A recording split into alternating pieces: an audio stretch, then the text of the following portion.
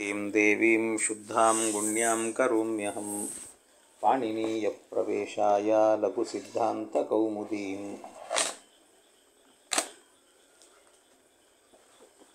अग्रे सूत्रं वर्तते परसन्निकर्षः संहिता। परः सन्निकर्षः संहिता इति त्रिपदात्मकं सूत्रं वर्तते। अत्र सूत्रे किं वक्ति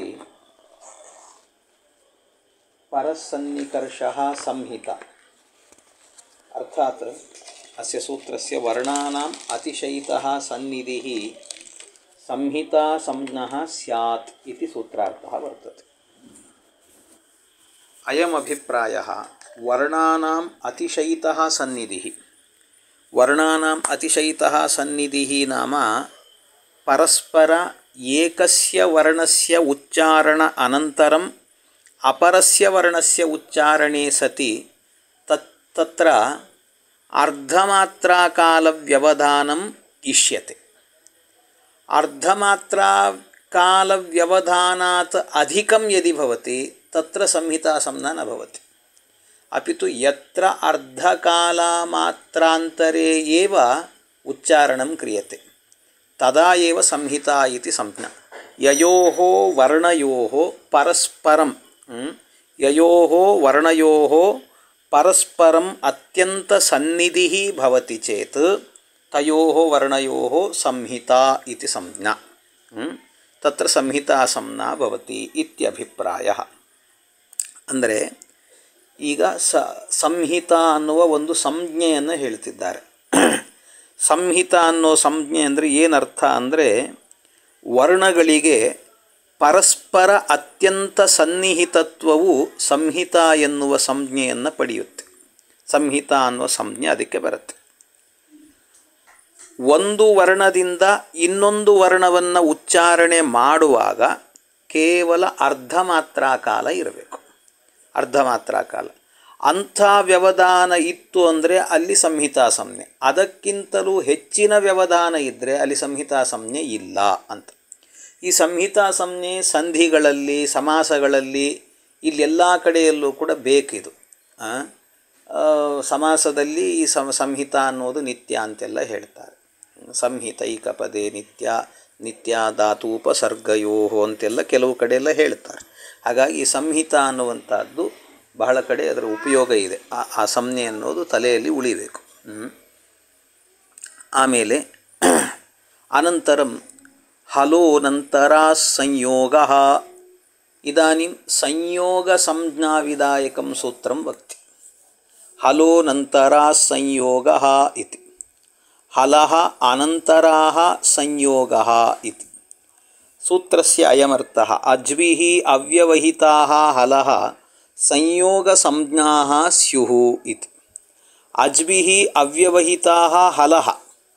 ಅಜ್ವಿಃ ಅವ್ಯವಹಿತಾಃ ಹಲಃ ಇತ್ಯುಕ್ತೆ ಹಲೋ ಅನಂತರಾಃ. ಅನಂತರಾಃ ನಾಮ ಆಂತರ್ಯಂ ಯಥಾ ನ ಭವತಿ, ಅರ್ಥಾತ್ ಮಧ್ಯೆ ವ್ಯವಧಾನಂ ನ ಭವತಿ. ತಥಾ ಉಚ್ಚಾರಣೆ ಸತಿ ತತ್ರ ಹಲ್ ವರ್ಣಾನಾಂ ಉಚ್ಚಾರಣೆ ಸತಿ ತತ್ರ ಕಿಂ ಭವತಿ ಸಂಹಿತಾ ಸಂಯೋಗ ಇತಿ ಸಂಜ್ಞಾ ಭವತಿ.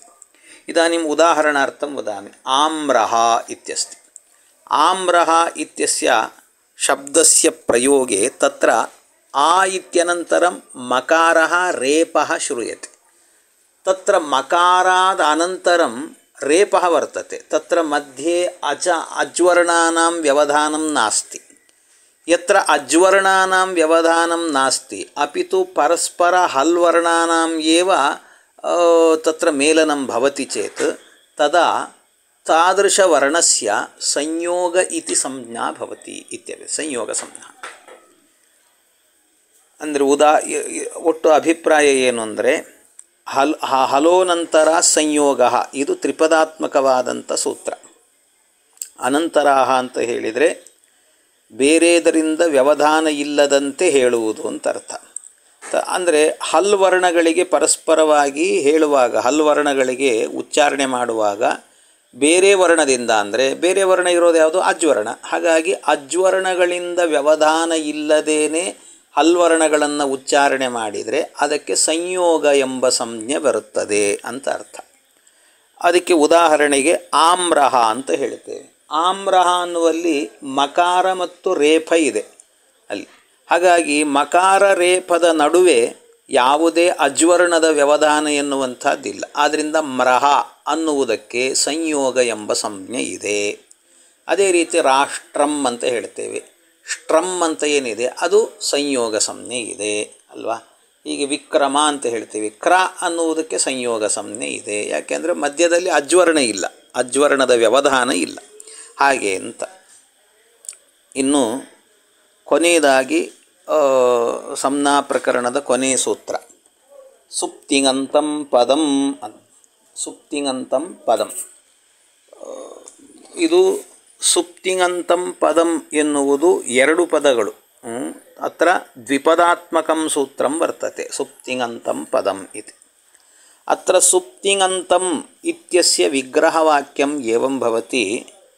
ಸುಪ್ಚ ತಿಂಚ ಸುಪ್ತಿಂಗೌ ಸುಪ್ತಿಂಗೌ ಅಂತೆ ಯಸ್ಯ ತತ್ ಸುಪ್ತಿಂಗಂತಂ ಇತಿ. ಅರ್ಥಾತ್ ಅಗ್ರೆ ಕಿಂಚಿತ್ ಸೂತ್ರಂ ವಕ್ತಿ ಸ್ವೌಜಸಮೌಚ್ಚಷ್ಟಾಭ್ಯಾಂ ಇತ್ಯಾದಿ ಸೂತ್ರಂ ವಕ್ತಿ. ತತ್ರ ಯದ್ಯಪಿ ಏಕೋನವಿಂಶತಿ ಪ್ರತ್ಯಯಾನ್ ವಕ್ತಿ ತತ್ರ ತಾದೃಶ ಪ್ರತ್ಯಯಾಃ ಸುಪ್ರತ್ಯಯಾಃ ಇತಿ ವ್ಯವಹಾರಃ ಕ್ರಿಯತೆ ವ್ಯಾಕರಣಶಾಸ್ತ್ರೆ. ತಾದೃಶ ಸುಪ್ರತ್ಯಯಃ ಯಸ್ಮಾತ್ ಶಬ್ದಾತ್ ಪರೇ ಭವತಿ. ಅರ್ಥಾತ್ ತಾದೃಶ ಪ್ರತ್ಯಯಾಂತಃ ಕಶ್ಚನ ಶಬ್ದಃ ಭವತಿ ಚೇತ್ ತಸ್ಯ ಪದಂ ಇತಿ ಸಂಜ್ಞಂ ಭವತಿ. ಪದಂ ಇತಿ ಸಂಜ್ಞಂ ಪದಸಂಜ್ಞಂ ಭವತಿ. ಏವಮೇವ ತಿङन्तಂ ತಿங್ ಪ್ರತ್ಯಯಾಃ ನಾಮ ತಿಪ್ತಸ್ಜಿ ಇತ್ಯಾದಿ ಸೂತ್ರೇಣ ಅಷ್ಟಾದಶ ಪ್ರತ್ಯಯಾನ್ ವಕ್ತಿ ಮಹರ್ಷಿಃ.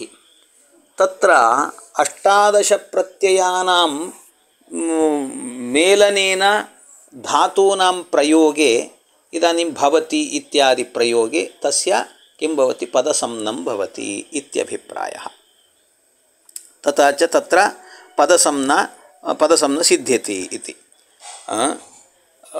अत्र यद्यपि सुप्तिङन्तम् इत्यस्ति सूत्रार्थः सुबन्तं तिङन्तञ्च इति उक्तवन्तः. परन्तु अन्तशब्दम् एकवारमेव सूत्रे उच्चारितं वर्तते. कथं तत्र सुबन्तं तिङन्तम् इति द्विवारं कथं लभ्यते इति चेत् तत्र कश्चन नियमः वर्तते. यद्यपि अत्र सुप्च तिङ्च इति द्वन्द्वसमासः अत्र कृतः वर्तते. द्वन्द्वसमासे सति किं भवति तत्र कश्चन नियमः द्वन्द्वान्ते द्वन्द्वादौ च श्रूयमाणं पदं द्वन्द्वघटकशब्दैः प्रत्येकम् अभिसंबध्यते इति. तादृशमस्तु द्वन्द्वान्ते श्रूयमाणं पदं प्रत्येकम् अभिसंबध्यते इत्यलम्. इदानीं तथा च द्वन्द्वान्ते श्रूयमाणं पदं नाम यद्यपि सुप्च तिङ्च इति द्वन्द्वसमासः कृतः तदन्ते श्रूयमाणं पदं नाम अन्त इत्येव पदं. तथा च तत्पदं किं भवति पदं द्वन्द्वघटकशब्देन प्रत्येकं सम्बन्धं प्राप्नोति. अर्थात् इदानीम् उदाहरणार्थं वदामि. रामकृष्णगोविन्दाचार्याः इत्यस्ति. तत्र समासः कथम् इत्युक्ते रामश्च कृष्णश्च गोविन्दश्च रामकृष्णगोविन्दाः. रामकृष्णगोविन्दाः एव आचार्याः.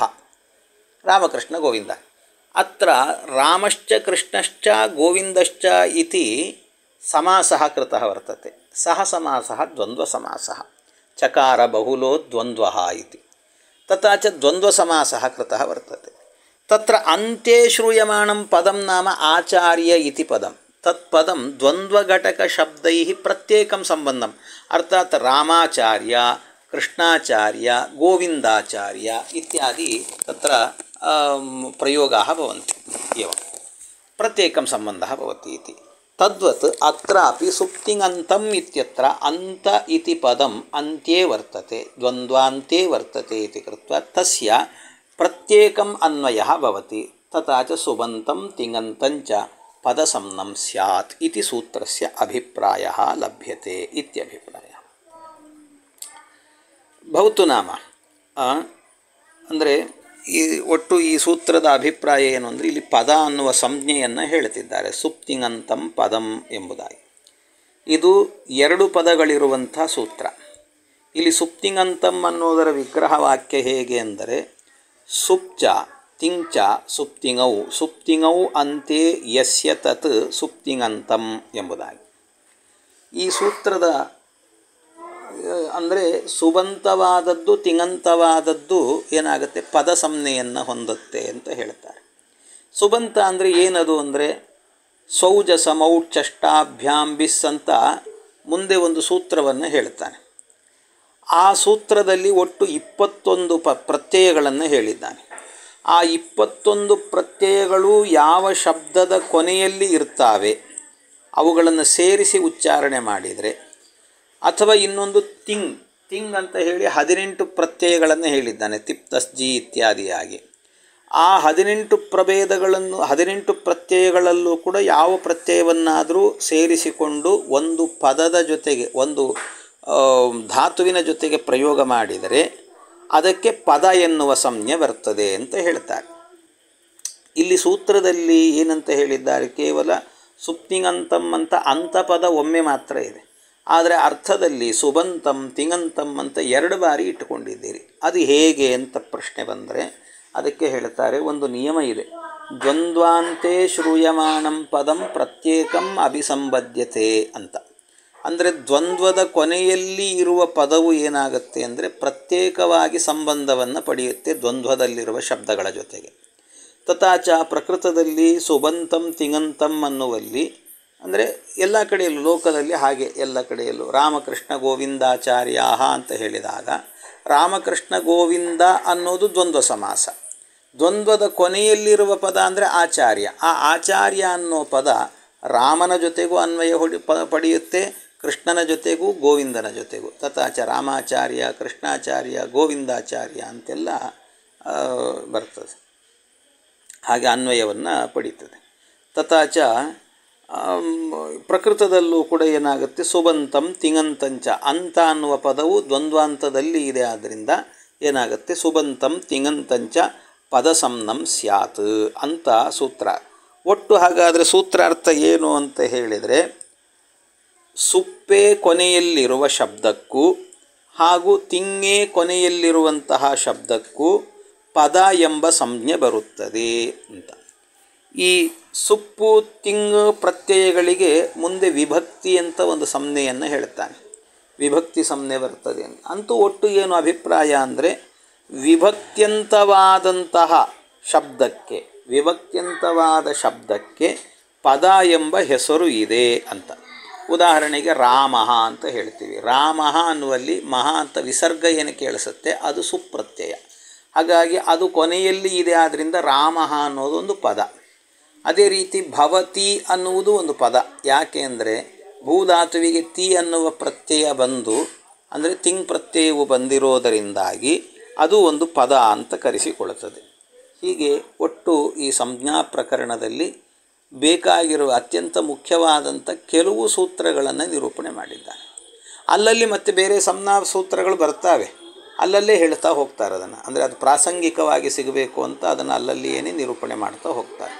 ಮತ್ತು ಸಂಜ್ಞಾ ಪ್ರಕರಣ ಅಂದರೆ ಇದು ಮಾತ್ರ ಅಲ್ಲ, ಬೇರೆ ಸಂಜ್ಞಾ ವಿಧಾಯಕ ಸೂತ್ರಗಳು ಇದ್ದಾವೆ, ಅದನ್ನು ಮುಂದೆ ಹೇಳ್ತಾರೆ ಅಂತ ತಿಳ್ಕೊಳ್ಳಬೇಕು. ಇಲ್ಲಿಗೆ ಏನು ಸಂಜ್ಞಾ ಪ್ರಕರಣವು ಕೊನೆಗೊಂಡಿತು. ಹರಯೇ ನಮಃ.